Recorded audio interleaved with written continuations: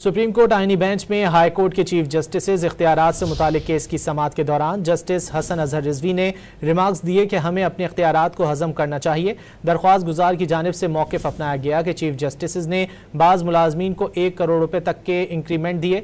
हमारी अदलिया हमारा सोना है, अगर सोना ही जंग पकड़ने लगे तो लोहे का क्या कसूर। जस्टिस मोहम्मद अली मजहर ने रिमार्क्स दिए कि बेहतर होगा दरख्वास्त को सिर्फ लाहौर हाई कोर्ट तक महदूद रखें।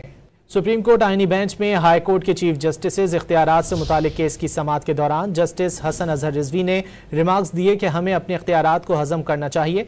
दरख्वास्त गुजार की जानिब से मौक़िफ़ अपनाया गया कि चीफ जस्टिस ने बाज़ मुलाजमीन को 1 करोड़ रुपए तक के इंक्रीमेंट दिए। हमारी अदलिया हमारा सोना है, अगर सोना ही जंग पकड़ने लगे तो लोहे का क्या कसूर। जस्टिस मोहम्मद अली मजहर ने रिमार्क्स दिए कि बेहतर होगा दरख्वास्त को सिर्फ लाहौर हाई कोर्ट तक महदूद रखें।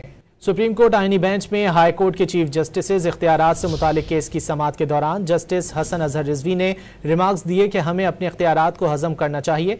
दरख्वास्त गुजार की जानिब से मौक़िफ़ अपनाया गया कि चीफ जस्टिस ने बाज़ मुलाजमीन को 1 करोड़ रुपए तक के इंक्रीमेंट दिए। हमारी अदलिया हमारा सोना है, अगर सोना ही जंग पकड़ने लगे तो लोहे का क्या कसूर। जस्टिस मोहम्मद अली मजहर ने रिमार्क्स दिए कि बेहतर होगा दरख्वास्त को सिर्फ लाहौर हाई कोर्ट तक महदूद रखें।